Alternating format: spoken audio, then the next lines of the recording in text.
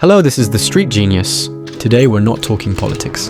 We're not talking tech trends. We're talking about the Earth itself, shaking, roaring, and reminding us who's really in charge. On July 30th, 2025, the eastern coast of Russia, near the Kamchatka Peninsula, was rocked by an earthquake so powerful, it immediately triggered tsunami. Warnings across the entire Pacific Rim. The magnitude? 8.8. That's not just big, and that's catastrophic territory.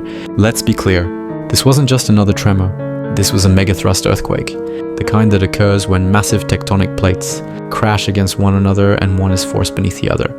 It's the same kind of quake that devastated Japan in 2011, and it's the kind that doesn't just shake buildings, it reshapes coastlines. Within minutes, tsunami warnings lit up in Japan, Alaska, Hawaii, New Zealand, the Philippines, and parts of the US West Coast. Emergency sirens sounded. People evacuated beaches, flights were delayed, port operations came to a halt. Governments triggered their highest level of natural disaster protocols. And yet, here's the thing, despite the scale, despite the alerts, no catastrophic damage has been reported. Yet, why? Because unlike in 2011, many countries were better prepared. Early warning systems activated quickly.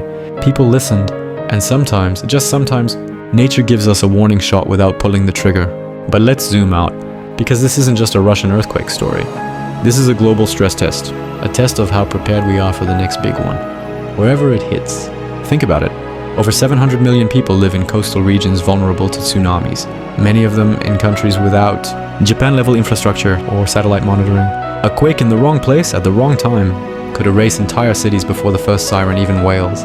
And while the Kamchatka quake didn't cause mass destruction this time, it exposed just how thin the line is between life and loss. What if the epicenter had been closer to land? What if the tsunami had traveled faster? What if the early warning systems had failed?